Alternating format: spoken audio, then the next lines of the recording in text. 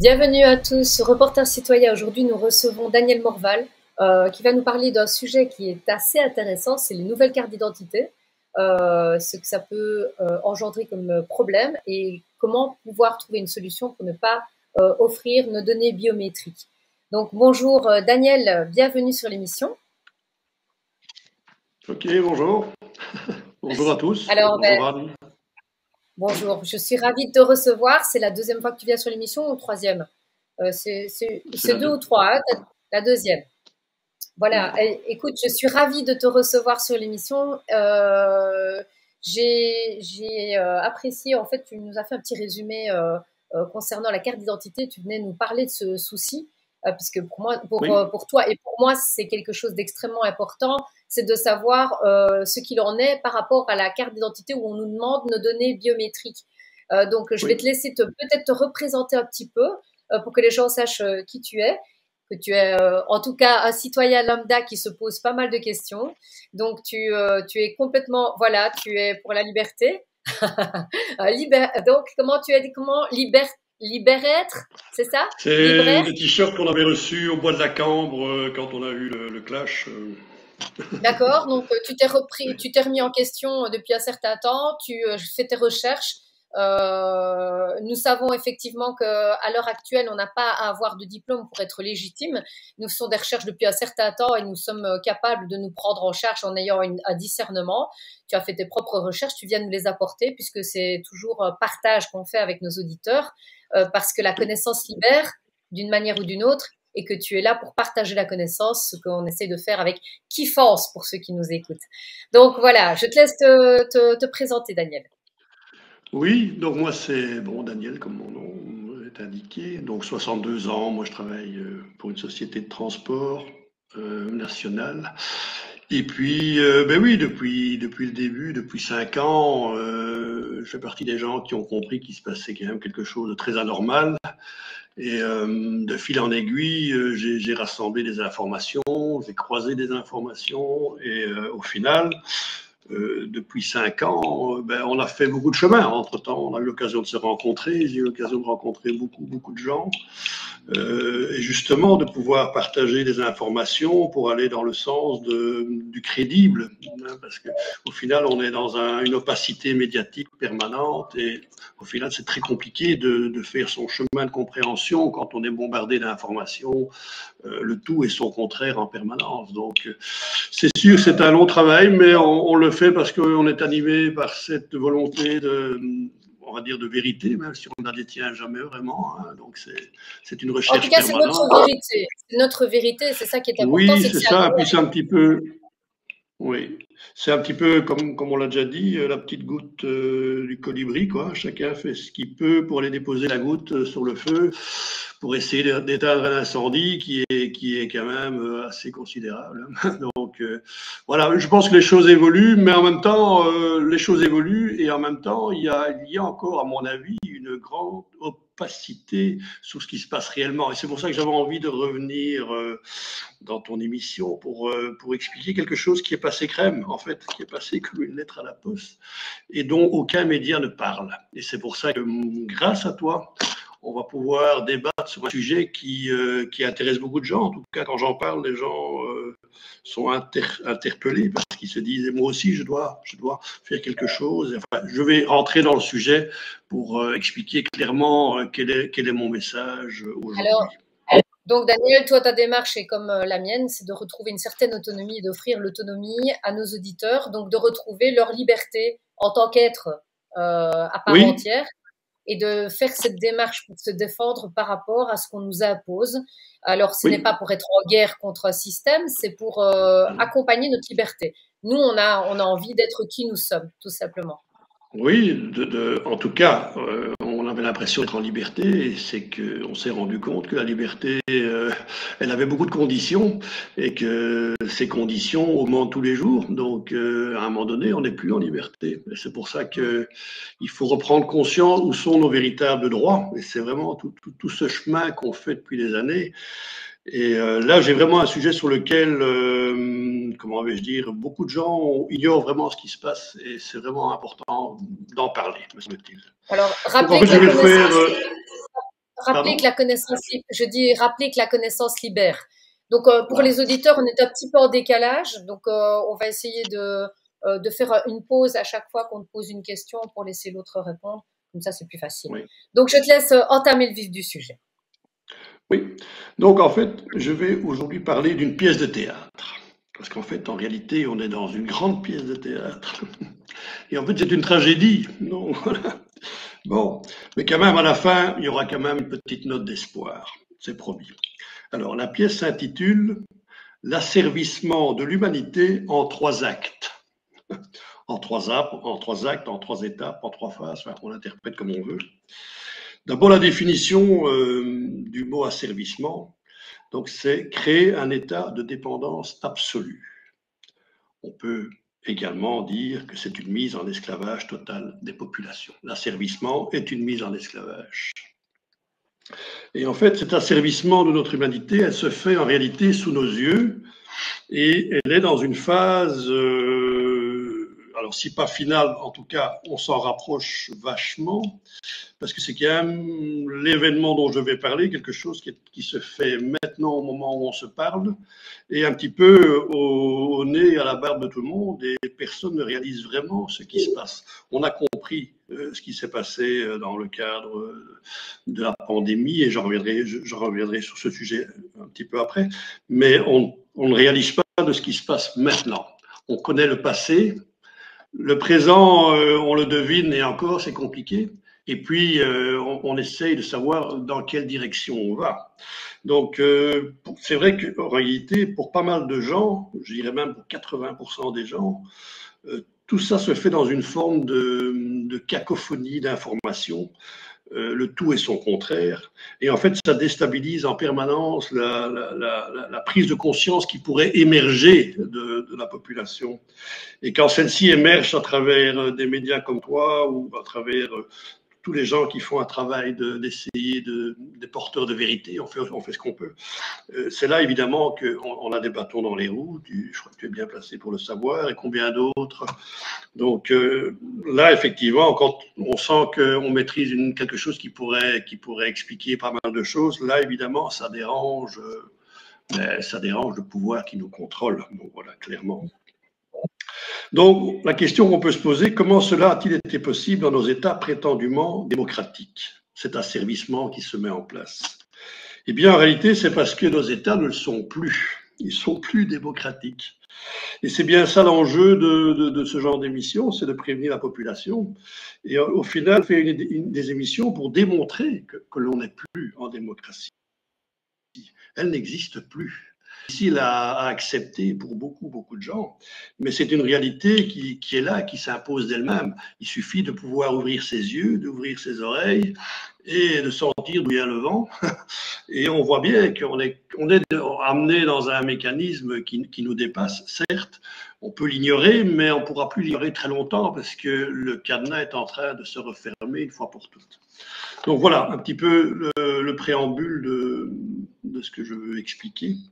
Donc en fait, la première phase ou le premier acte, et on va revenir sur des faits déjà connus, mais c'est important de le signaler. Donc le premier acte, c'est évidemment l'organisation de la pandémie, je mets pandémie vaccin parce que ça va ensemble, 2019. Alors, tout le monde maintenant se rappelle très bien de ce qui s'est passé. Beaucoup de gens essayent d'oublier et au final, on ne peut pas oublier parce que c'était les prémices de quelque chose. En fait, ça a été rendu, tout ça a été rendu, cette fameuse campagne de pandémie, vaccin et tout ce qui nous a privés de nos droits et libertés pendant cette période.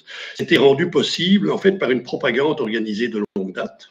Ça, on l'a compris après 5 ans, dans des sphères de contrôle qui sont, il faut les dénommer aussi, l'Europe, l'OTAN, l'OMS, l'ONU, Davos. Ce sont tous ces organismes-là qui ont créé, qui ont préparé de longue date cette mise en asservissement.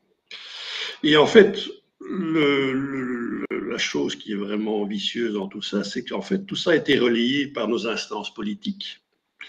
Et tous les médias nationaux, totalement asservis et corrompus à tous les étages. Ça aussi, il faut vraiment qu'on le martèle parce que on a autour de nous des gens qui sont censés nous défendre et c'est tout le contraire. On a à côté de nous des médias qui devraient nous prévenir et ils font tout le contraire. Donc ça, il faut vraiment bien le préciser. Alors, les outils de persuasion, hein, on le sait aujourd'hui, preuve à l'appui, ben, ça a été la peur, le mensonge criminel sur la réalité des faits et l'incitation frauduleuse à la vaccination. D'accord ? Alors, cette vaccination, elle s'est révélée, et là on le sait aussi, après ces années, il y a eu beaucoup de laboratoires qui ont fait des recherches, il y a eu beaucoup de gens qui en ont parlé, il y a beaucoup de gens, des éminents spécialistes dans le domaine de la biologie et dans le domaine médical, ont bien compris qu'à un moment donné, il se passait quelque chose de très grave. Bien sûr qu'on les a empêchés de parler, mais au final, la vérité est quand même sortie. Et donc, cette vaccination, au final, ça s'est révélé être une injection d'une technologie militaire très grave, évidemment. Donc, ça dépasse l'entendement avec des produits hautement toxiques qui sont reliés avec la technologie 5G, qui est aussi une technologie militaire. Les fréquences utilisées dans la 5G, ce sont des fréquences militaires. Donc, cette association d'injection et de fréquences militaires 5G ont permis de relier les personnes vaccinées avec cette injection qu'ils ont reçue. On parlera du graphène, mais on parlera également de toute une série de produits et de nanoparticules qui permettent justement de faire un lien entre la 5G et les organes de contrôle avec l'injection que ces gens ont reçue. Bien sûr que c'est très grave. Et donc, en réalité, on peut vraiment parler de cette période comme étant le plus grand crime contre l'humanité à ce jour. Il a touché la population mondiale. C'est un premier point. Je rappelle ici, pour que ce soit bien clair, la définition du crime contre l'humanité a été reprise dans un article du statut de Rome de la Cour internationale du 17 juillet 1998. Et donc, c'est bien précisé, les crimes contre l'humanité sont des actes de violence commis dans le cadre d'une attaque généralisée ou systématique contre une population civile. C'est une attaque généralisée qui revêt un caractère massif, fréquent et de grande envergure. C'est une attaque systématique, planifiée, organisée contre les civils. Une telle attaque est le fruit d'une politique, c'est précisé, rendant improbable son caractère fortuit. Ça, c'est la définition de crime. Donc, c'est bien engagé, c'est bien prévu. Donc, c'est bien prévu. Ils font ça en conscience. C'est ça, en fait, que ça veut dire. En pleine conscience. En tout cas, ceux qui sont aux commandes de tout cet encadrement étatique international, ben oui, ils le savent, puisque c'est préparé. Et ça a été préparé avec des moyens considérables. Oui. Et en fait, en conclusion, par rapport à cette première mise au point, c'est que ça a été fait par l'extorsion de notre consentement. Ça, c'est un point crucial. Par cette propagande politique et médiatique oppressante et criminelle. Donc, en réalité, tous ces mensonges, tout ça s'est fait avec des gens qui ont relayé ces informations et qui sont en réalité nos politiques et les médias nationaux, qui sont en réalité ceux qui devraient défendre nos droits et nous protéger et nous informer correctement sur les dangers de certains faits. Ça a été tout le contraire, évidemment. Tout le contraire. Donc, la première conclusion par rapport à cette première phase, c'est que l'incitation à la vaccination a été pour bon nombre une forme d'obligation morale consentie sous la pression, donc extorsion de consentement. C'est ce qu'on appelle le dol. Et le dol, oui, exactement. Mais je ne vais pas reprendre la notion de dol parce qu'on en revient sur quelque chose qui a aussi des racines. Mais au final, pour les gens, c'est quelque chose encore de difficilement acceptable aussi. Donc, j'essaie de ne pas trop mélanger tout. Parce que le dol, évidemment, ça demande de s'y intéresser aussi. Et ça remonte à des origines bien plus lointaines, en fait. Oui. Et donc, je reprends, donc l'incitation à la vaccination était pour bon nombre une forme d'obligation morale, en fait, parce qu'ils l'ont fait sous la pression du mensonge institutionnel. Et donc, ça a été pour certains un geste pour les autres, en pensant faire bien, et puis pour d'autres, ça a été une véritable obligation pour des raisons administratives. Moi, j'ai des collègues où je travaille, ben, ils ont pu venir au sein de la SNCB en venant de pays étrangers, beaucoup souvent l'Afrique, etc. Ils ont été obligés de se faire vacciner pour venir en Belgique, pour pouvoir venir travailler au sein de notre entreprise. Donc cela, c'était une condition au préalable à l'engagement. Donc il y a vraiment eu une vaccination forcée. Il y a eu une vaccination volontaire par extorsion de consentement, mais il y a eu aussi, et pour beaucoup encore, pour des raisons professionnelles, une obligation vaccinale.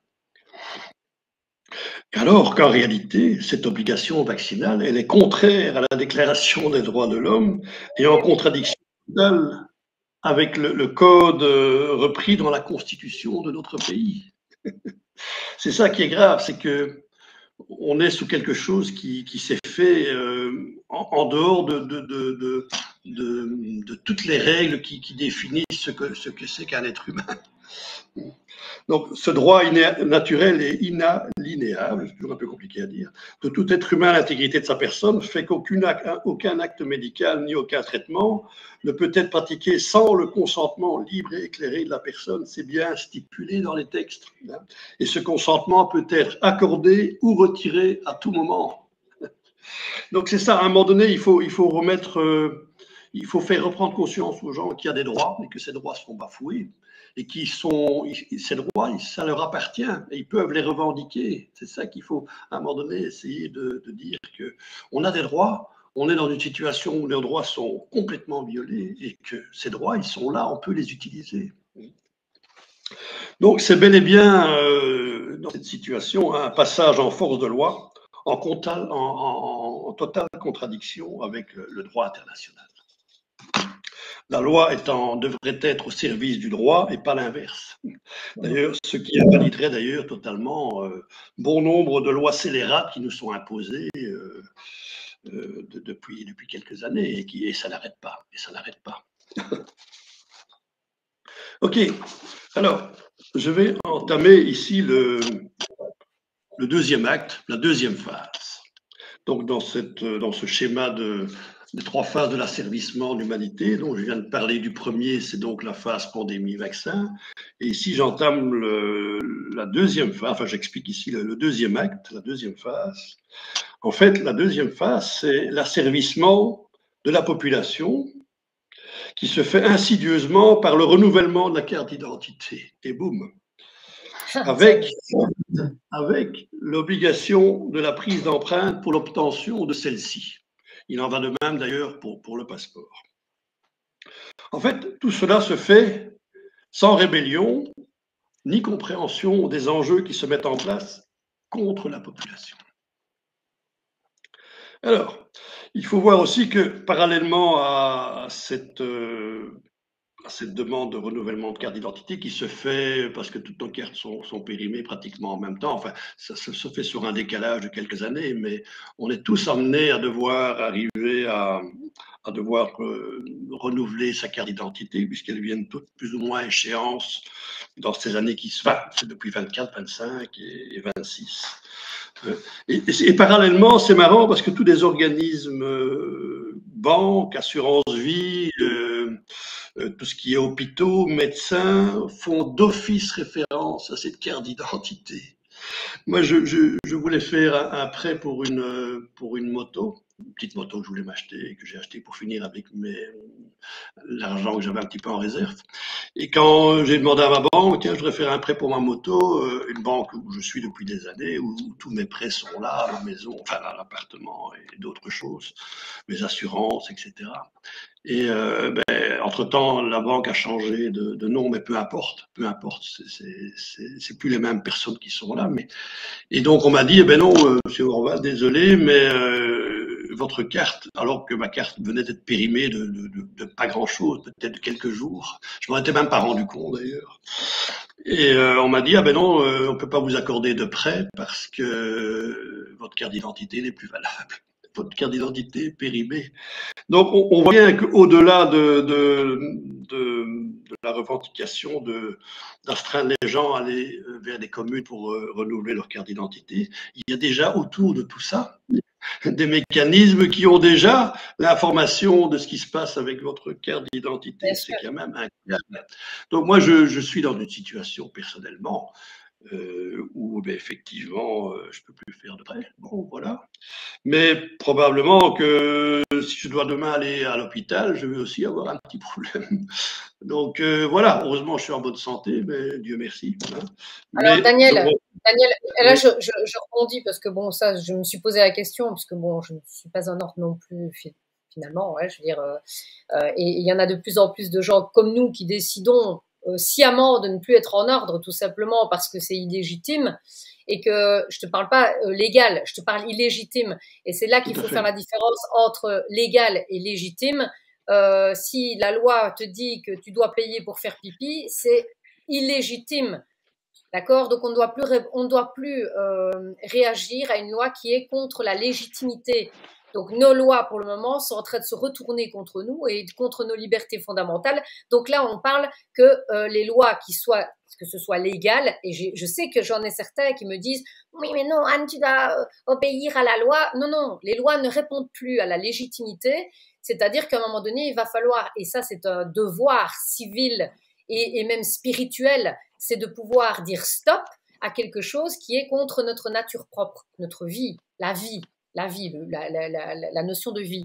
Donc c'est là qu'on apporte cette réponse et qui est importante dans ta démarche, c'est que nous allons expliquer que si nous refusons effectivement, si nous ne refusons pas, c'est que nous adhérons par le fait de ne pas refuser, ça veut dire que nous sommes dans l'approbation de ce qu'ils font. Mais si tu refuses, tu trouveras des solutions. Donc, je veux dire, on va trouver des solutions. Mais là, tu as raison, il faut vraiment le démontrer, c'est qu'ils sont en train d'aller contre la légitimité, contre le vivant. Oui. Et là, il faut qu'on réagisse. Oui, oui, oui, oui. Et alors, légitime, mais même dans le côté légal, je vais un petit peu expliquer, je suis sur cette partie-là, effectivement, ou même dans l'énoncé des lois. Je vais aborder le sujet parce que c'est justement dans la formulation qu'on se rend compte qu'il y a une perversité du langage qui permet de faire passer une loi pour une loi qui n'en est pas. Donc, c'est ça. Et donc, en fait, la prise des empreintes, moi, personnellement, après une recherche approfondie, j'affirme, moi, personnellement, que la prise des empreintes digitales a été rendue frauduleusement obligatoire depuis 2019. Tiens, c'est marrant, 2019.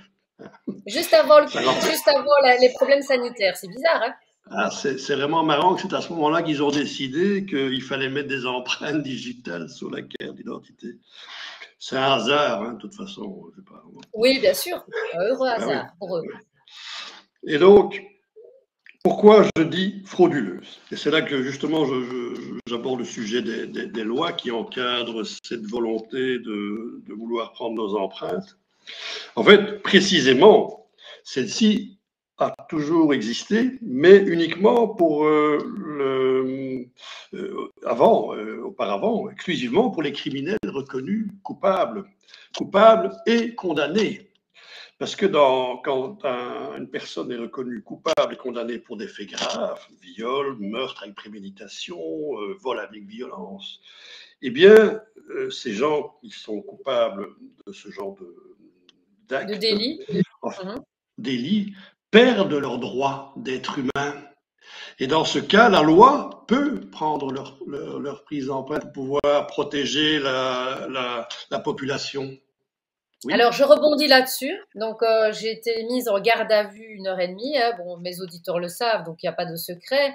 Tout simplement parce que j'ai refusé de donner ma carte d'identité à la police. Donc, ils m'ont considéré, avant d'être jugé comme quelqu'un de contre la loi, hein, fichier S.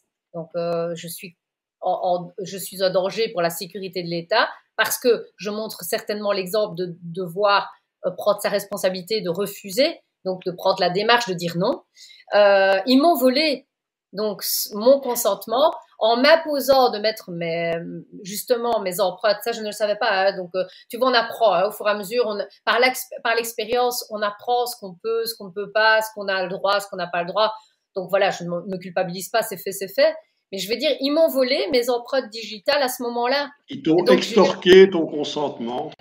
exactement. Donc, et ça n'a pas été la première fois. Une première fois, il y a eu un souci au niveau de la famille de mon ex-mari, où il y a eu un vol, et ils m'ont imposé de prendre mes empreintes. Donc déjà là, ils font contre la loi, alors que je n'étais pas considérée comme quelqu'un qui était voleur ou quoi que ce soit. J'avais aucun casier judiciaire, j'étais pas passée au tribunal, j'étais quelqu'un de correct. Donc ils volent le consentement régulièrement. Donc la police et je suis désolée, participe à Oui, quelque chose de complètement illégal. Donc, il faut oui, pouvoir dire que c'est contre la légalité et contre la légitimité. Mais là, c'est la légalité. Donc, ils vont à l'encontre de leur propre loi. oui. Eh bien, j'ai la chance dans mes démarches de rencontrer beaucoup de gens et récemment, pour pas dire hier, j'ai eu l'occasion de discuter avec un policier qui a compris et qui participe aussi à ce réveil des consciences. Et en discutant, on parlait justement de ce que peut faire un policier ou pas. Et il disait clairement, il dit quand nous on s'adresse à une personne, on s'adresse à l'entité, on ne s'adresse Eh pas ben, à ouais. un être humain. Et donc, ça les déstabilise aussi quand on met. Donc, pour eux, ils savent très bien que quand ils s'adressent à nous, ils s'adressent à une entité. Donc, et là, ils revendiquent des lois ou ils revendiquent le droit de faire telle ou telle chose. Mais quand tu réagis comme être humain, évidemment, ça les met en difficulté. Donc c'est ça. Donc c'est ambigu pour eux aussi quand la personne quitte On connaît ses l'entité droits. pour redevenir un être humain et qu'il revendique ses droits. Là c'est quelque chose qui les emmerde en fait, hein, clairement. Donc des gens comme nous, on les emmerde, ça c'est sûr. Mais Et c'est pour ça c'est que pas nous le. sommes des dangers. Pardon? Je dis, c'est pour ça que nous Oui. sommes des dangers pour l'État. Oui, et en même temps, oui et non. On ne fait que remettre le droit dans la bonne direction, tout simplement, et de revendiquer nos droits d'être humain. Mais eux ne nous considèrent pas comme un être humain, ils nous considèrent comme une entité qui doit être balisée dans un système, et quand tu sors du système, tu dois être pénalisé. C'est tout. Ils sont aussi amendés à faire du chiffre d'affaires sous le dos des entités qu'ils arrivent à nous joindre sur un contrat, c'est-à-dire une amende pour telle ou telle ou telle raison. Voilà, c'est ça. Okay. Alors, j'en reviens, donc, je parlais des condamnés. Eh bien, aujourd'hui, en fait, cette obligation est demandée à tout le monde, à toute la population. Donc, ta situation, beaucoup de gens l'ont déjà fait par. Je pense que les gens se posent des questions. Méconnaissance. Pardon? Par méconnaissance. Ils ne connaissent pas, Par en fait, méconnaissance, leur oui, c'est ça. Et en même temps, moi, j'ai des collègues dissidents qui l'ont fait en me disant ça m'emmerdait de le faire, mais je devais partir en vacances. Enfin bon, donc il y a toujours quelque chose qui fait qu'on passe au-delà de. Il y a quelque chose qui réveille au niveau de la conscience, mais au final, comme c'est quelque chose qu'on a besoin pour se faire plaisir, ou comme c'était son cas, il devait partir en vacances. Donc c'était un problème de ne pas avoir ses papiers en ordre. Et des collègues chez moi qui sont en Afrique, enfin qui ont de la famille en Afrique et qui, une fois par an, essayent de retourner. Mais pour tous ces gens-là, c'est obligatoire de repasser par la case. Donc, prise d'empreinte, etc. Même s'ils ont conscience que c'est quelque chose qui est dérangeant, ils le font parce que par nécessité ou par plaisir. Donc, voilà, c'est ça. Et au final, aujourd'hui, beaucoup, enfin, je pense qu'il y a déjà un nombre impressionnant de gens qui sont déjà passés par la case dépôt d'empreinte. Donc, c'est un peu comme le Covid, hein, ça s'est fait comme ça. Hein, on ne comprenait pas trop ce qui se passe et aujourd'hui, on a pris les empreintes des gens et on ne sait pas trop ce qu'ils vont faire avec. Et c'est un petit peu pour ça que je voulais venir te voir, enfin, je voulais en parler. C'est pour expliquer au plus grand nombre de personnes ce qu'ils vont faire avec ça, en réalité. Et donc, je vais reparler des lois pour balayer le problème de sur quoi ils se basent en fait pour imposer cette prise d'empreinte. En fait, ça part sur un règlement européen. Donc, un règlement européen qui Donc, pas détermine une toute la loi. procédure. Je n'ai pas entendu. Oui, c'est parce qu'on est entrecoupé. Donc, pas une loi, c'est un règlement, ce n'est pas une loi. Alors, On il précise y a bien trois. pour faire la différence. Il faudra que tu montres la différence entre les trois. Hein, donc, voilà. Oui, il y a trois choses en fait qui parlent. Donc le règlement européen, donc c'est 2019, donc c'est un règlement qui est sorti en 2019, le numéro 1157, enfin, peu importe. Mais donc il n'est pas une loi. Fondamentalement, c'est pas une loi votée par le Parlement. Par contre, ce règlement impose à tous les États membres d'inclure les empreintes sur la carte d'identité. Donc ils imposent, mais c'est pas une loi. C'est ça qui est extraordinaire. Alors, elle est évoquée aussi par une loi, là c'est une loi par contre, modifiée du 25 novembre 2018. Mais en fait, elle ne parle que de dispositions diverses concernant le registre des populations. Et là, ils mettent afin de prévoir, de pouvoir placer, afin de prévoir le prélèvement. Donc, afin de prévoir, ça ne veut pas dire que c'est une obligation formelle. D'accord? Et donc, pour de prétendues raisons sécuritaires, ils font ce chemin de, comment vais-je dire, d'obliger les gens à déposer leurs empreintes. Et il reste aussi un troisième, c'est un arrêté royal qui, lui, par contre, parle uniquement de comment prendre les empreintes. Si, par exemple, une personne handicapée ou qui a des problèmes, une personne qui n'a plus d'empreintes, qui a été brûlée ou autre, l'arrêté royal explique que ça peut être des dérogations pour ne pas déposer des empreintes. Donc au final, il n'y a que le règlement européen qui impose aux États. Le texte de loi, lui, parle de modifications. Donc, dans ces modifications, en fait, il inclut la responsabilité aux officiers de l'État de prendre des empreintes, mais ce n'est pas stipulé que c'est une obligation formelle. Donc, c'est vraiment une obligation par personne interposée. Et donc, quand on analyse ça, on se dit, en fait, on ne parle pas d'obligation pour les personnes, pour les individus, pour la population, on parle d'obligation des officiers de l'État à prendre les empreintes. Donc, c'est vraiment, il faut comprendre la nuance et c'est fondamental. Alors là, bon, je voulais rebondir par rapport à ça, parce que ça fait écho à chaque fois. Je ne sais pas pourquoi ça fait écho.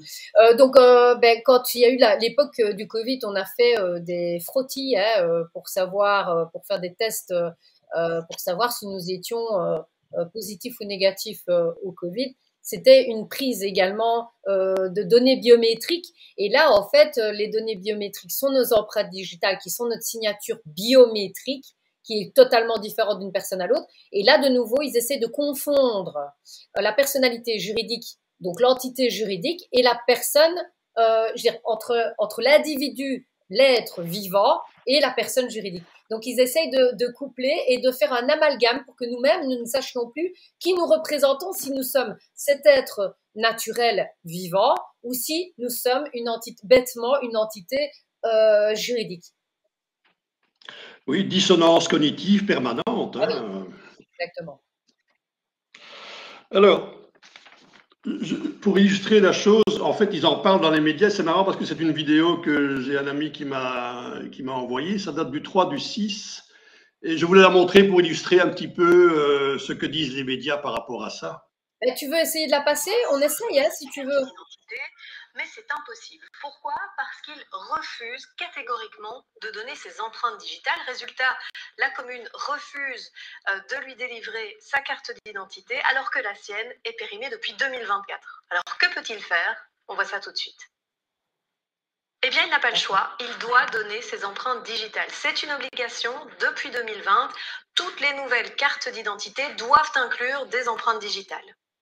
Il existe des dérogations pour les personnes qui sont notamment atteintes d'un handicap, d'une maladie ou d'une particularité physique qui les empêche de donner leurs empreintes. Ça peut être provisoire ou permanent et en cas de doute, un certificat médical daté de moins d'1 mois peut être demandé. En fait, l'objectif de ces empreintes digitales, c'est de lutter contre les fraudes puisque les empreintes digitales sur la carte d'identité rendent beaucoup plus difficile l'usurpation d'identité. Les personnes comme Gilles qui refusent de donner leur empreinte ne reçoivent pas de nouvelles cartes d'identité et s'exposent à des sanctions puisque en cas de contrôle par la police, ils risquent une amende allant de 26 à 500 €. Alors, par la peur, ils initient une obligation, puisque c'est à cause d'une amende qu'ils imposeraient, qu'on devrait normalement donner nos empreintes. Donc, bon, voilà. Moi, personnellement, ça ne changera rien du tout au schmilblick. Voilà, tu le sais bien. Et je veux dire, je le dis haut et fort parce qu'à un moment donné, il va falloir dire non. Hein. Oui. Eh bien, c'est là qu'on en revient aux outils qu'on a utilisés pour la propagande Covid, hein, donc la peur et le mensonge pour faire avancer des pseudo-obligations. Alors, la prise des empreintes aurait été une opération préparée de longue date également, et en fait, c'est la même opération que l'opération pandémie. C'est un plan global qu'ils ont commencé par la première phase, ce que j'ai expliqué tout à l'heure. La deuxième phase, c'est ce que j'explique maintenant, avec la prise des empreintes pour la carte d'identité. Ils ont fait ça avec des moyens financiers considérables, parce que c'est lié avec la technologie 5G. Et en fait, ça se fait par des sociétés très spécialisées en biométrie. Et là, je cite celle qui, en fait, régit nos cartes d'identité, en tout cas, celle que j'avais avant. Gemalto et Zetes, c'est une société de fabricants de cartes d'identité. C'est eux qui ont le contrat avec la Belgique. Donc, ils agissent pour l'État belge. Mais également, j'ai encore regardé tout à l'heure, ils sont en fait dans tous les pays du monde. Hein, donc, aussi bien en Afrique qu'en Asie, qu'en Inde, qu'au Pakistan, qu'au Brésil, qu'en Argentine. En fait, ils sont partout. Donc, c'est déjà quelque chose qui est en place, cette technologie de balisage des personnes par l'identité numérique. C'est déjà quelque chose qui est en préparation de longue date aussi. C'est pas d'aujourd'hui, c'est sûr. Et donc, c'est en n'en plus douter, c'est une application, c'est l'application détournée de ce qui est déjà mis en place dans de nombreuses mégapoles chinoises, c'est-à-dire le fameux crédit social lié à un traçage numérique permanent. Donc, c'est un rapport avec Thales. Oui, exactement. Et Thales, c'est l'armement, hein, c'est le. Oui, tout ça est lié, hein, donc. Oui. Donc, Anne-Marie Yim, le médecin français qui en avait parlé, qu'au Luxembourg, c'était des pays qui avaient été dans les premiers à mettre en place, effectivement, avec Thales, l'identité numérique. Ils font des tests déjà au Luxembourg, entre autres, donc, dans différents pays, mais le Luxembourg était dans les pays précurseurs. Mais oui. Mais je pense que la Belgique, on fait partie aussi des pays où ils expérimentent cette technologie. Mais pour revenir sur le crédit chinois, en fait, pourquoi ça a fonctionné là-bas? Parce qu'en fait, c'est déjà une dictature. C'était déjà une dictature. Et donc, ça n'a pas été très compliqué pour l'État chinois de passer au stade du contrôle numérique, parce que de toute façon, ils avaient déjà une population soumise. Et l'extorsion de consentement, qui est la clé du système, dans les dictatures, l'extorsion de consentement, c'est l'outil central de la dictature. Donc, dans ces pays, il n'y a aucun problème à baliser des villes entières avec ce système. Et ils sont beaucoup plus loin que nous, mais de toute façon, on n'est pas très loin d'eux. Il faut pas s'en faire. On est déjà très, très bien encadré par ces mécanismes. Et donc, pour eux, donc c'est pour ça que ça a commencé là-bas. Alors, on a dit le crédit chinois, ça ne viendra jamais chez nous. Eh bien, c'est là qu'il faut commencer à mieux regarder parce qu'en fait, il est déjà là. Alors, je me souviens quand il y a eu le premier confinement, il y a eu des posts qui ont été partagés sur le net, comme quoi le créateur du crédit social avait été contacté par les différents pays européens, donc par l'Europe, pour pouvoir connaître la manière de fonctionner, parce qu'en fait, c'est un maintien de la population pour le rendre servile. Donc, je veux dire, les gens, les maintient sous un état d'esclavagisme. Et s'ils parlent de trop, évidemment, on va leur retirer des crédits. Et à un moment donné, on bloquera une carte d'identité pour sortir du pays.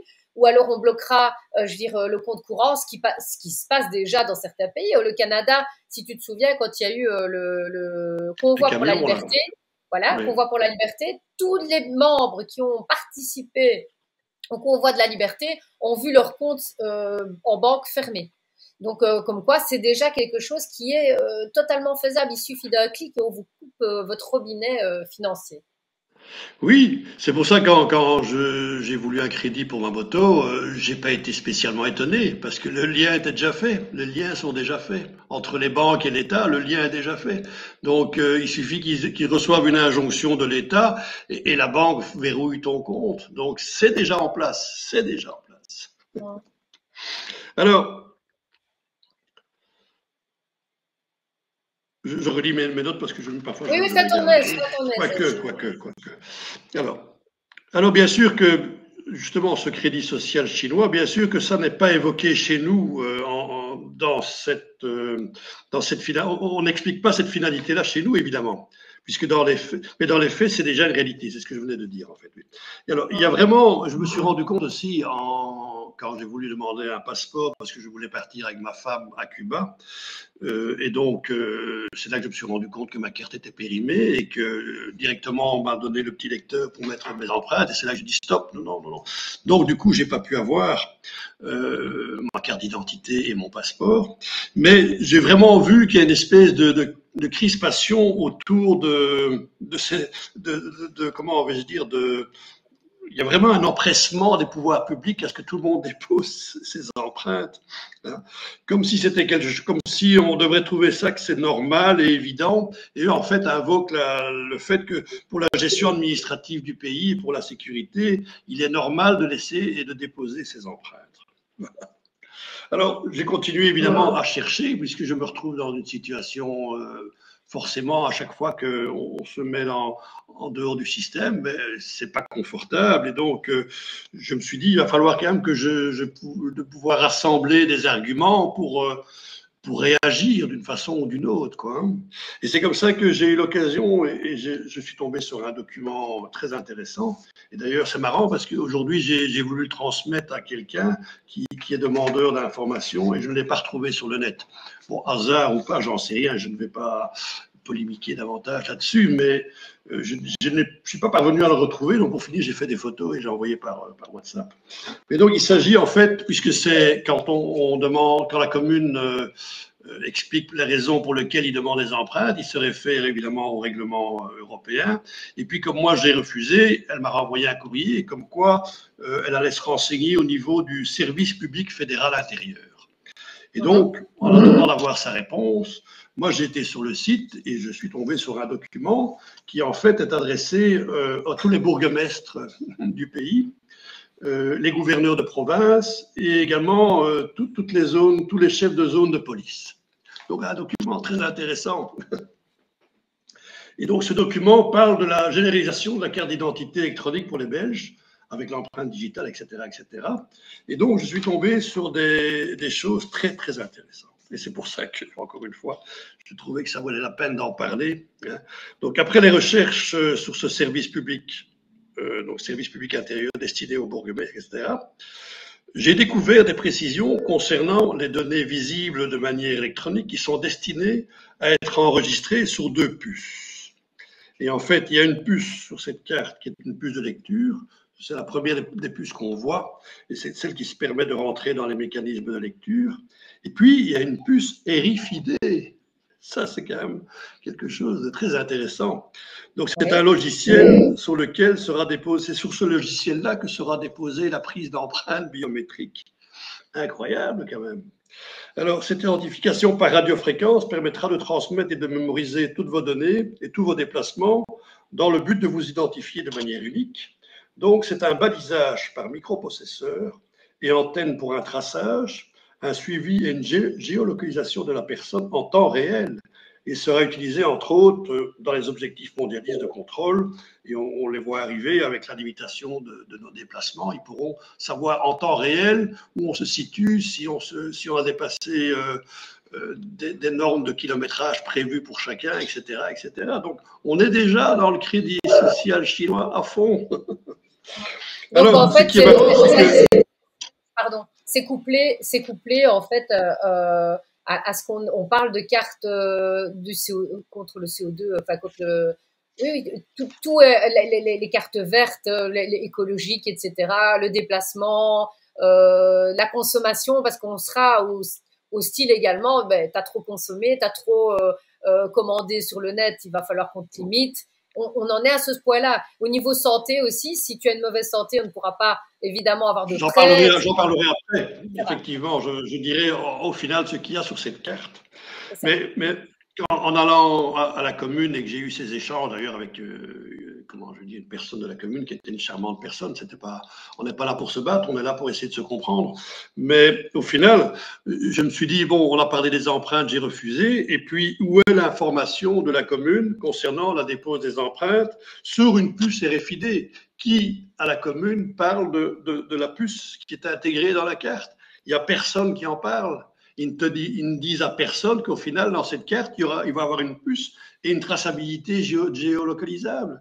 Donc, c'est quand même incroyable. Alors, donc, où est le consentement permettant ce traçage du contrôle? En fait, ça va être un flicage permanent. Hein. Où est la légalité? Où est la légitimité qui a permis cette odieuse extorsion de consentement? Et c'est déjà le cas pour combien de personnes? Donc, le fait de déposer des empreintes ne suffit pas, n'a pas suffi.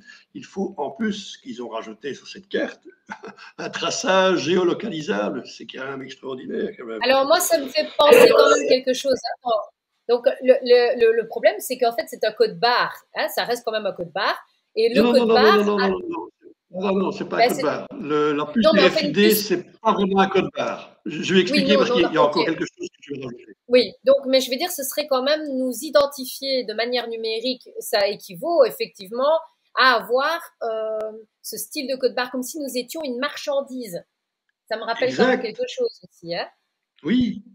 Et en fait, c'est une identification qui peut se faire à distance, puisque c'est un truc qui émet une radiofréquence et qui peut être capté par tout le Wi-Fi qui nous entoure en permanence. Donc, même, ils n'ont pas besoin d'être à côté de la personne pour l'identifier. Donc, on est vraiment dans le crédit chinois. Avec la 5G. Et je veux dire, qui a expliqué à la commune, moi, il n'y a personne qui m'a expliqué que, attention, le carte d'identité, est-ce que vous êtes d'accord? Parce qu'on a mis une antenne pour vous repérer 24 heures sur 24. Quoi.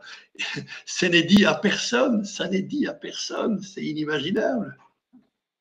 Ouais.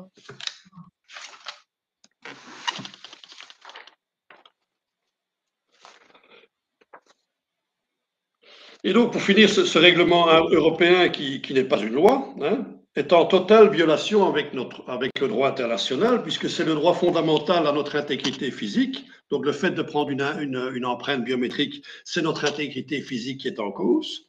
Et celui avec la puce RFID, c'est celui d'en disposer librement et le droit à la vie privée. Donc, c'est trois droits fondamentaux qui sont violés en une fois avec cette carte. D'accord.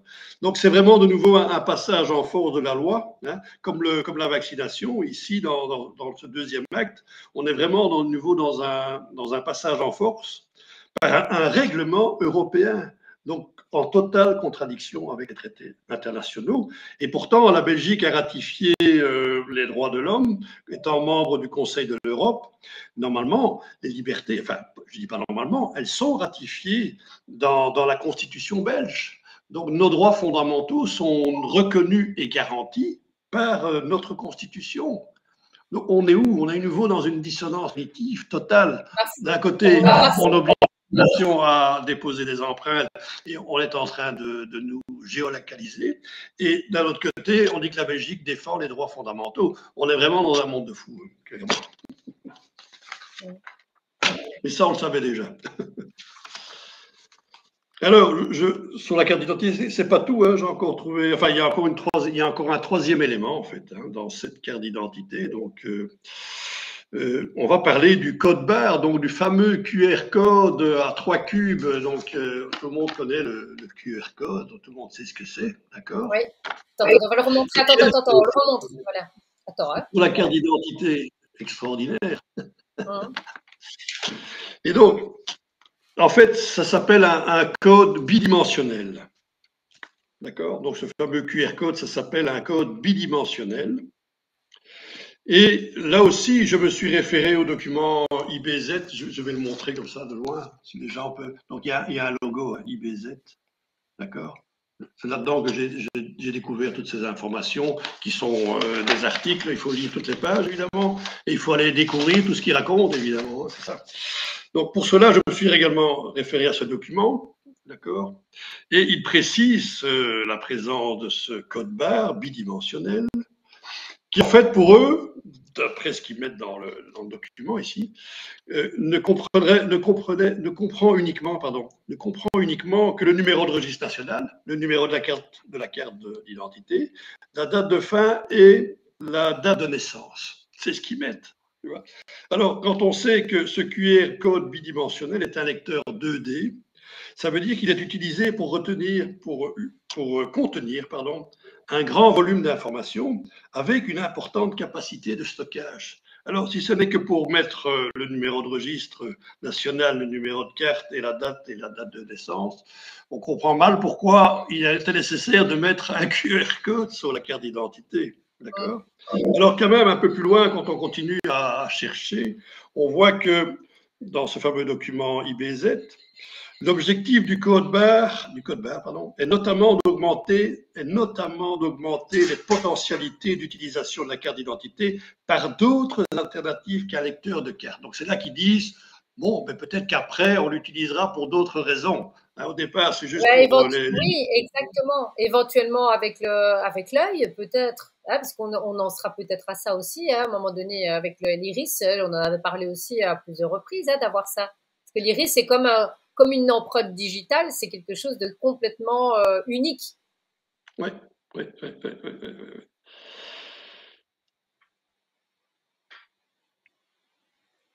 Donc le besoin de le faire pour d'autres raisons. Oui, c'est ça, oui. Alors, les données figurant sur le code barre ne peuvent pas être donc ils le disent, hein, ils disent que normalement, les données figurant sur ce code barre ne peuvent pas être enregistrées, hormis dans le cas où un tel enregistrement serait autorisé. Donc, moi, j'aime bien le côté serpent, où on arrive au final en attendant qu'on ait fait la loi. Pardon? En attendant qu'on ait fait la loi. Oui, c'est ça, oui. On prépare le terrain. C'est ça, en fait, c'est ça, c'est une façon de préparer, voilà. Et au final, donc ils disent, hein, je reprends le texte précis, donc les données figurant sur le code barre ne peuvent pas être enregistrées, hein, hormis dans le cas où un tel enregistrement serait autorisé, en vue de l'accomplissement de finalités légitimes. Donc ils vont dire en vue de finalités légitimes. Oui, mais légitime ne veut pas dire légal, donc il faudra bien penser à ça. C'est ça. Et comme tu l'as dit là tout de suite, en fait, clairement, on est assimilé à une petite boîte de petits pois, à une marchandise en circulation, consommable et jetable, hein, clairement. On n'est plus là, on n'est plus dans le cadre. La carte d'identité n'est pas pour. On ne parle pas d'un être humain, on parle d'une entité qu'on surveille, qu'on va utiliser, et quand on n'en aura plus besoin, on va la jeter. Clairement.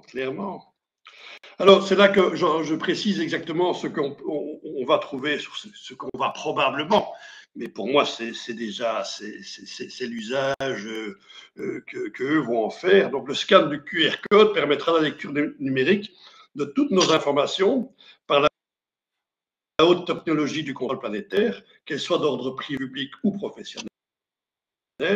Toutes vos données seront analysées en temps réel, qu'elles soient d'ordre financier via vos comptes en banque, vos emprunts, les emprunts qu'on fait pour une voiture, pour la maison, etc. Épargne, vos investissements, vos dettes, vos assurances ou non, on verra tout de suite, votre casier judiciaire, vos tendances, l'état de votre voiture, le passage du contrôle technique, les liens avec l'administration en général, le règlement avec vos impôts, payés ou pas, là ils vous le diront tous, vos informations médicales, vos traitements qui seront reliés à la prise de risque des assurances. Les assurances s'adapteront au état de santé, d'accord. Vos dépendances, vos relations intimes ou non, vos tendances émotionnelles, vos addictions éventuelles, vos déplacements, ainsi que l'analyse de tous vos achats. En réalité, sur ce QR code, on va retrouver toute notre vie. Toute notre vie sera balisée dans cette petite. Donc, mais évidemment, encore une fois, à la commune, il n'y a personne qui en parle. Donc, on demande aux gens de venir renouveler leur carte d'identité, de manière un peu. C'est fait de manière strate, là, tu vois, par des strates. Donc, les personnes du bas ne savent pas ce qui se passe en haut, ne savent pas ce qui se passe en haut, et vice-versa. C'est un peu le système qu'il y avait au niveau nazi. Il ne faut pas se cacher, il ne faut pas se voiler la face. C'est le même système qu'au Second Reich. Ça n'a pas changé. Oui, c'est ça, parce que quand tu lis le document IBZ sur lequel je me suis penché pour expliquer tout ça, en fait, donc c'est bel et bien des injonctions qui sont faites bourgmestre, gouverneur de province et chef de zone de police. Donc c'est quelque chose qui est distribué pour les gens. Donc on ne leur demande pas de comprendre, on leur demande d'appliquer une réglementation qui a été imposée au niveau européen. Et donc quand vous arrivez à la commune, on n'a pas des gens en face de nous qui ont étudié le droit et qui remettent en question cette fameuse imposition. C'est ça l'histoire, c'est que à la commune, on a une personne en face de soi. Pardon. Je dis ils obéissent sans comprendre, pardon, excuse-moi, je vais lever la main, ça sera facile. Oui, non, c'est pas grave de toute façon.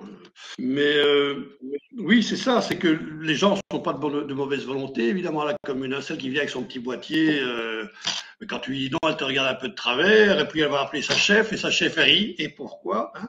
D'accord. Tu te fais un peu passer, sermonner comme un petit gamin. Hein? Et puis quand je demande de parler, je dis écoutez, j'aimerais bien vous parler, alors on se met à part. Je commence à expliquer les choses, et là tu vois que c'est dit, ah oui, c'est vrai, il y a quand même quelques personnes qui se plaignent, on ne sait pas pourquoi ils se plaignent, mais je comprends un petit peu mieux, tu vois. Mais il faut expliquer, c'est pour ça qu'il faut faire des émissions comme tu fais, et que donner la parole à moi et puis des milliers de personnes. Enfin, je veux dire, si ce message peut passer, parce qu'on est tous concernés par cette opération de cadenassage, en fait. Hein. Exactement. Alors, ce qui se passe, évidemment, avec tout ce qui se met en place, c'est que toutes les opérations indispensables de notre quotidien existentiel, pour la plupart, seront prochainement structurées de manière exclusivement électronique. D'ailleurs, c'est déjà le cas pour, j'oublie mon petit papier, je sais pas où il est, pour les indépendants, parce que j'ai encore une société indépendante qui ne fonctionne plus pour le moment, mais j'ai perdu mon document, c'est pas grave. J'avais préparé. Ah non, il est là. C'est celui-ci. Donc, c'est aussi, êtes-vous prêt pour la facturation électronique? Donc, c'est un VIXI, c'est des informations pour les indépendants. D'accord. Et là, il te parle déjà de êtes-vous prêt pour la facturation électronique prévue en 2026? Là encore, facturation électronique obligatoire. Donc, ils mettent obligatoire. Je ne sais pas sur quelle loi il se bat. Je n'ai pas encore eu le temps d'aller chercher. Oui. Alors, ce qui est marrant, c'est qu'ils disent que c'est obligatoire. Et puis, quand tu vas un petit peu plus bas, c'est là qu'ils te caressent dans le sens du poil. Donc, à partir de 2025, vous pourrez faire des déductions pour investissement de 20% pour tous les investissements numériques et déduction des frais de 120% pour les programmes de facturation pour les PME et pour les indépendants. Donc, tu vois, au début, d'abord, ils parlent de c'est une obligation. Et puis après, ils vont te caresser dans le sens du poil pour te dire tu pourras déduire des impôts au final au cadenassage numérique. Bien. Donc c'est vraiment, on joue avec le chat et la souris en permanence. Alors, oui, donc c'est ça. Donc au final, là, on aura la possibilité d'activer via tout ce cadenassage numérique dans lequel ils obligeront toute manœuvre, tout ce qui nous concerne, tout devra se faire via la procédure numérique. Et donc, eux, contrôlés par des mécanismes, pourront agir et d'activer des procédures de contrôle et de sanctions qui, au final, le grand plan qui a été décidé, c'est le grand plan de l'agenda 2025-2030. En fait, tout ça est déjà répertorié dans ce fameux agenda que personne ne lit, que personne ne comprend. Les fameux objectifs de développement durable, on se demande bien pour qui, parce qu'au final, l'inversion des valeurs, donc c'est le contraire, c'est l'asservissement. Ce n'est pas pour le bien-être de la nation de faire des lois pour protéger l'environnement, c'est essentiellement pour nous priver de nos droits et libertés individuelles et collectives.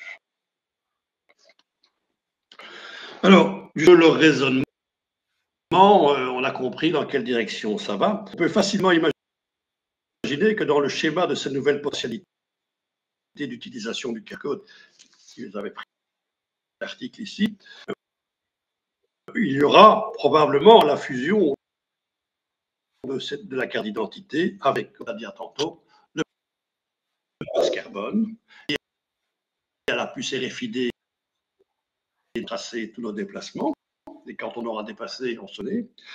Donc, évidemment, le passe sanitaire, les périodiques, tous les rappels de vaccination. Alors, Daniel, l'électrification. Daniel, c'est ce qui permet aussi de nous. Daniel, est-ce que je peux te demander de te déconnecter, te reconnecter par un traité Daniel. de l'OMS, cette autre entité finale, hein, tout ça nous ramène à la finalité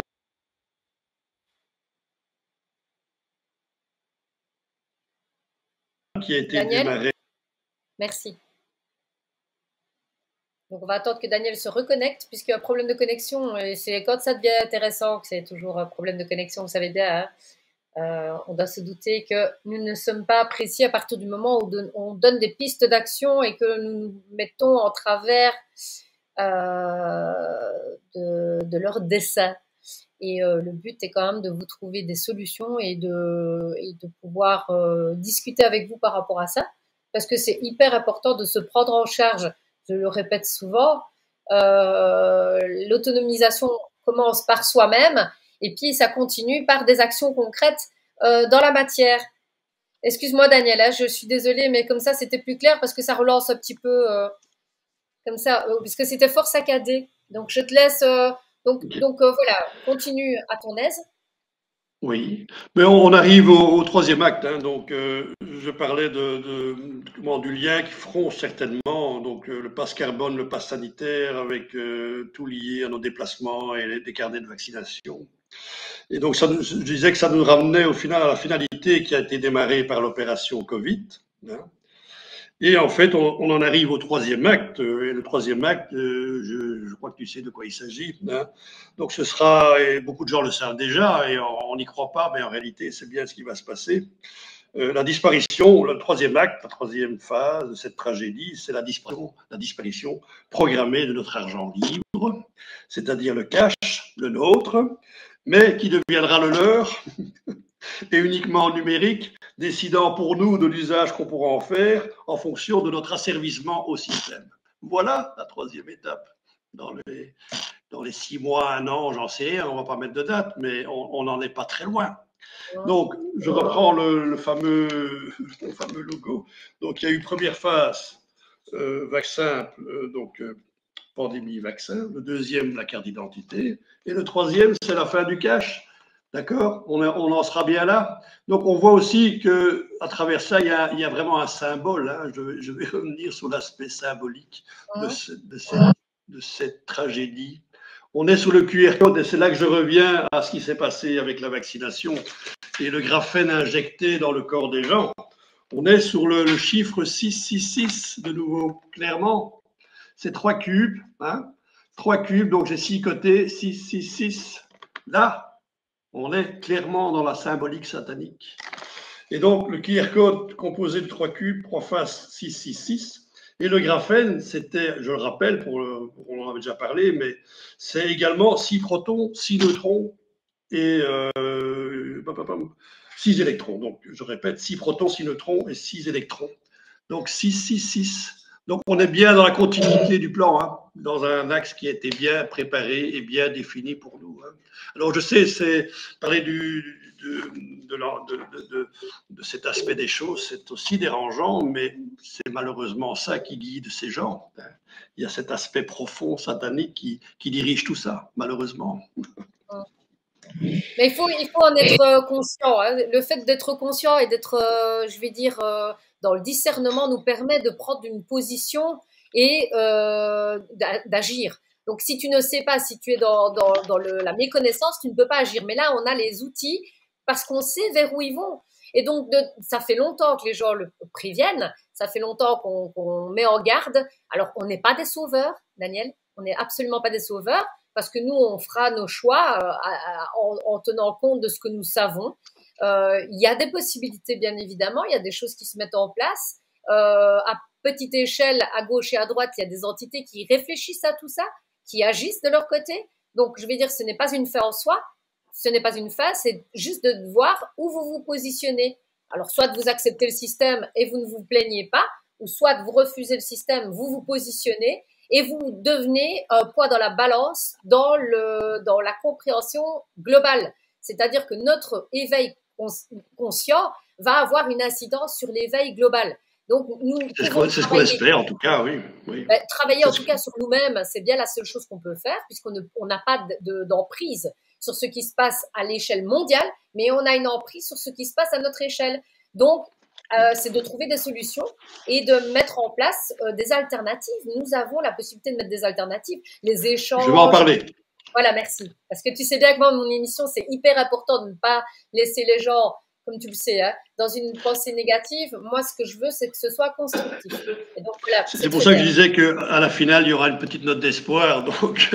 Yes, c'est indispensable. Mais tu essayes toujours de me devancer, mais tu as raison. Désolée. C'est parce qu'on se connaît. On est dans la même vibration. Tout à fait, tout à fait, tout à fait. Donc, je vais juste, j'arrive progressivement à la fin de cet exposé.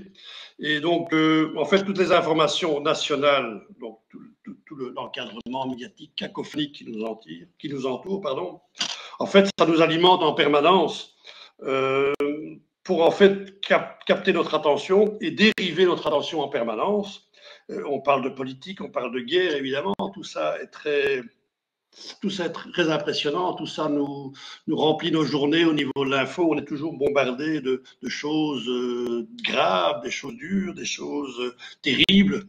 Il y a des gens qui vivent des drames et il y a des morts, donc c'est vraiment quelque chose de lourd. Hein. Et tout ça nous prend notre temps de réflexion.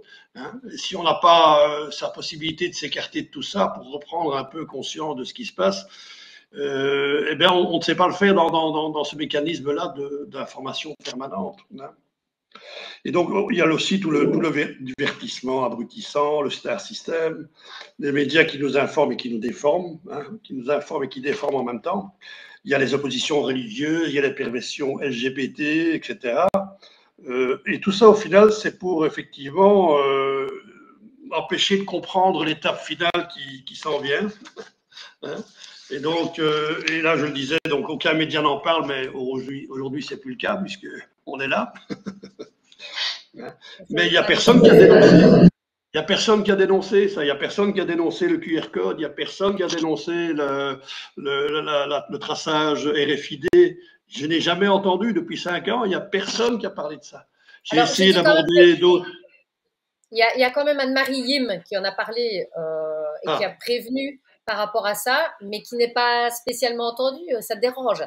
Parce qu'il y a des gens qui ne veulent pas sortir de leur déni. Le déni, c'est une manière de se sécuriser. Et je pense qu'il y a des gens qui sont tellement dans un refus, ils ont tellement peur, ils ne savent pas du tout où ils vont, donc ils sont dans le déni. Mais on est vaguement au courant, hein, on n'est pas les seuls à être au courant. Mais là, par contre, tu as donné je trouve un schéma qui est très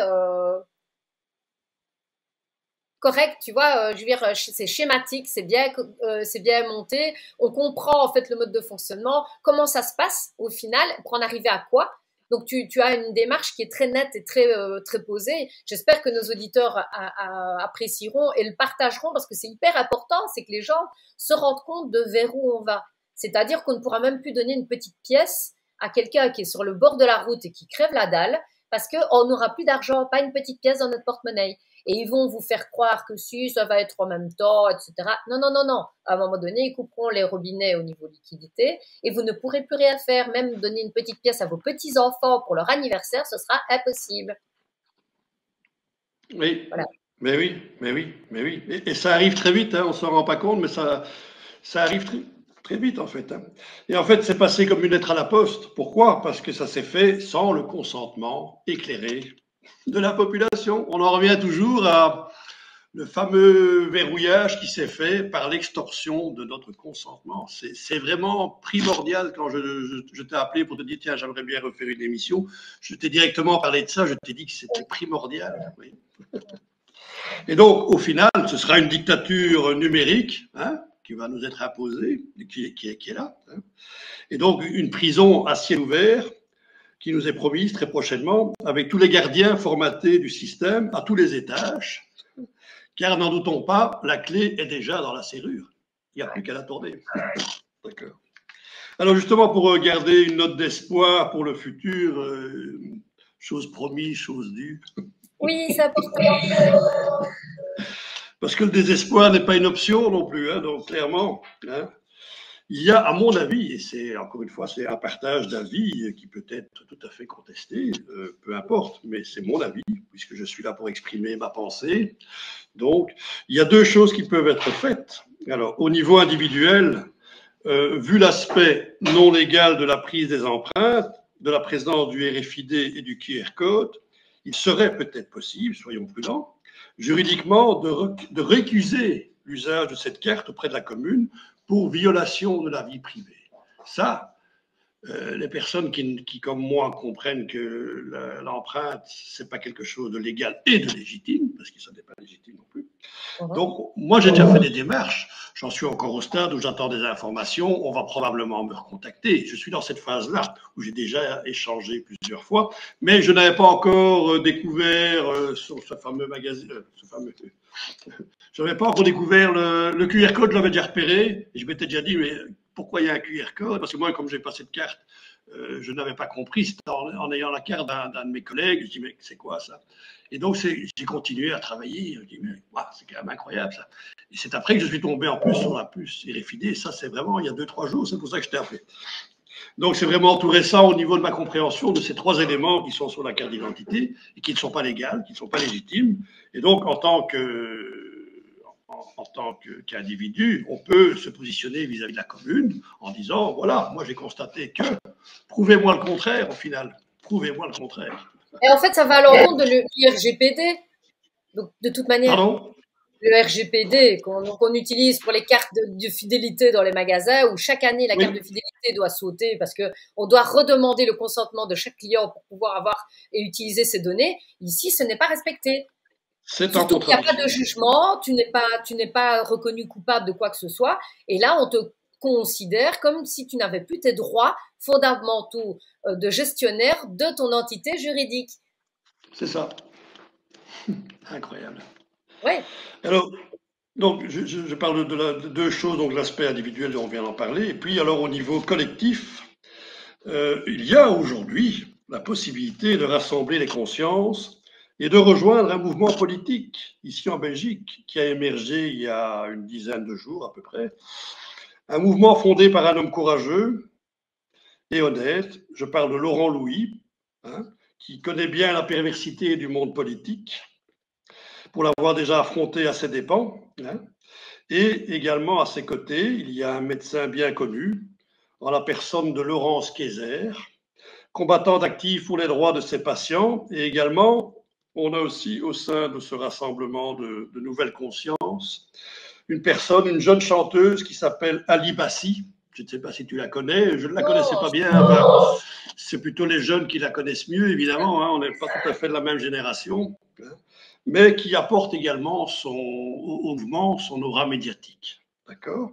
Alors moi, je pense personnellement, très sincèrement, qu'on est au carrefour de notre histoire d'humanité, hein, et que c'est une chance extraordinaire que cette possibilité existe de rassembler toutes les diversités de la population belge, de toutes les origines, de toutes les diversités religieuses et politiques, dans le respect des convictions de chacun, en un seul mouvement, synonyme de renouveau à l'instauration d'une véritable démocratie participative du peuple, via la technologie qui est en place, c'est-à-dire que si elle nous a servi au système de contrôle, on peut également l'utiliser contre le système d'asservissement, pour voter, pour prendre des décisions du peuple pour le peuple, par l'usage d'une application qui sera donnée à chacun, téléchargeable sur le téléphone, et qui permettra de reprendre notre souveraineté, en se passant des partis politiques qui ne sont plus depuis longtemps au service de la population.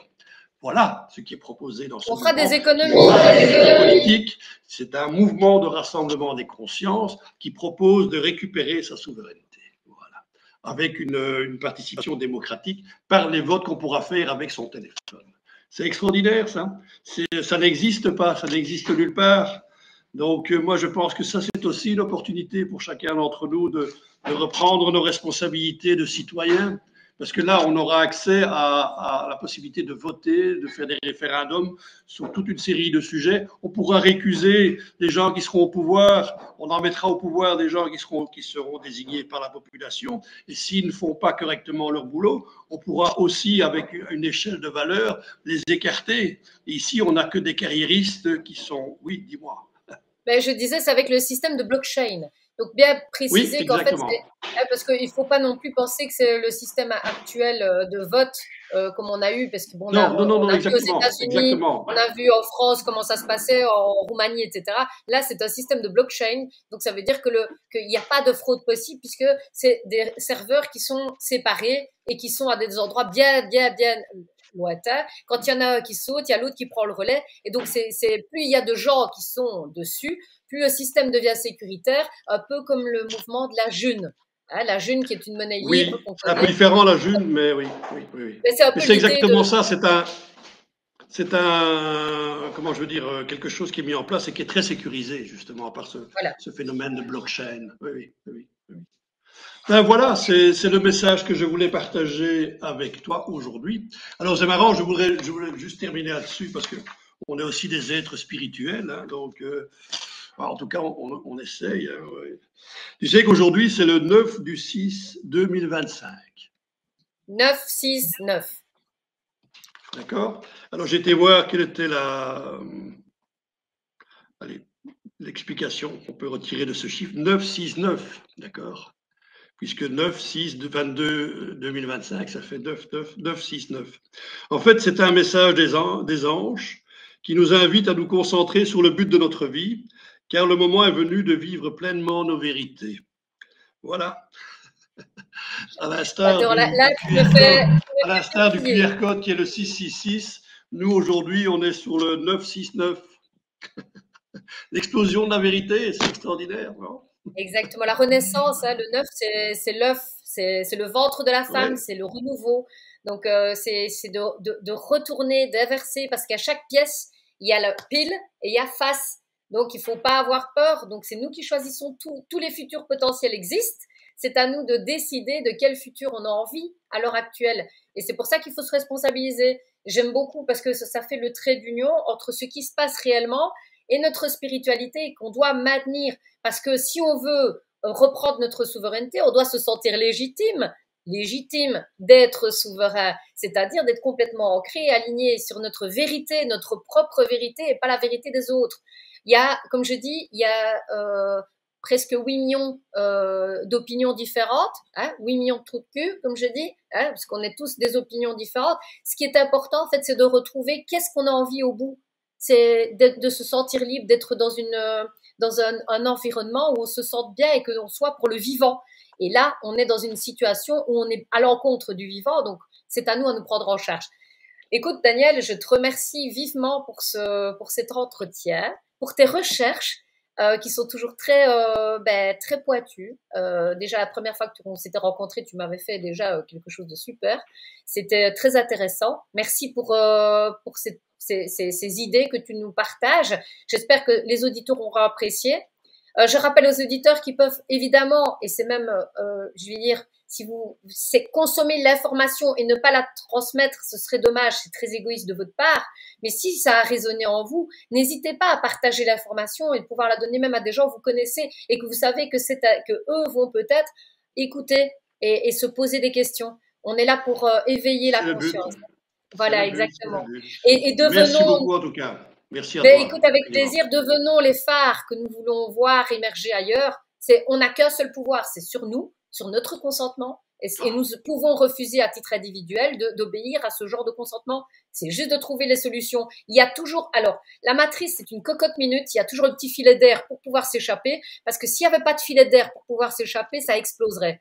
Bien sûr, et ils le savent, ils nous laissent cette opportunité par la connaissance de trouver des alternatives pour pouvoir se libérer. Et les algorithmes sont en notre faveur comme en notre défaveur. Donc les gens qui sont éveillés, qui entendent le message, c'est qu'ils sont prêts à prendre leurs responsabilités et à prendre leur souveraineté en main. Et si même ce n'est pas vu énormément, c'est pas grave. L'essentiel, c'est que ça fasse son petit bout de chemin Et au fur et à mesure, même si ça prend 5 ans, il y en a certains qui vont prendre leur liberté, même plus tard, c'est pas grave en soi. Nous, on aura fait notre part de travail. On n'a rien à regretter et on n'a rien à se reprocher. Et on est honnête avec nous-mêmes, aligné avec nous-mêmes. Merci beaucoup, Daniel. En tout cas. Merci. Merci et à très vite peut-être pour un autre sujet. Avec grand plaisir, okay. Tu sais que tu es le bienvenu sur... Non, moi je m'arrête là. Ne dis jamais jamais. Ne dis jamais non, jamais. c'est vrai. La vie continue, bien sûr. Ok. Allez. À bientôt. Ciao. Bisous. Ciao. Voilà, je vous remercie de votre fidélité. Je vous rappelle qu'on a besoin de votre soutien, aussi bien pour le partage, aussi bien pour nous soutenir tant qu'on peut, parce que je sais que les Français, par exemple, ne peuvent pas toujours nous soutenir déjà, puisque nous sommes bloqués là-dedans, dans un système où on bloque évidemment les lanceurs d'alerte. N'oubliez pas de nous soutenir aussi financièrement. On a besoin de votre aide, parce que tout est sorti de notre poche et que nous consacrons énormément de temps pour avoir des interviews qui soient intéressantes. Donc voilà, je vous encourage. Et si vous n'avez pas les moyens, ce n'est pas grave. Vous avez toujours les moyens de faire votre petit bout de chemin en partageant sur les réseaux. On compte sur vous et on vous remercie pour votre confiance et à très vite.